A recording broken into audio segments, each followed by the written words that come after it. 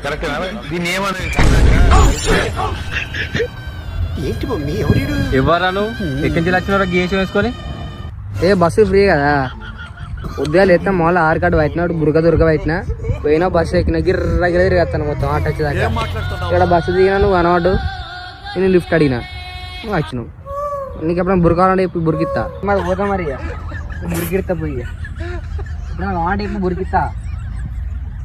మనకు బస్సు చేయలేదు కానీ మొగలకు నాకు ఇంట్రెస్ట్ పోయింది నేను మరీ అంత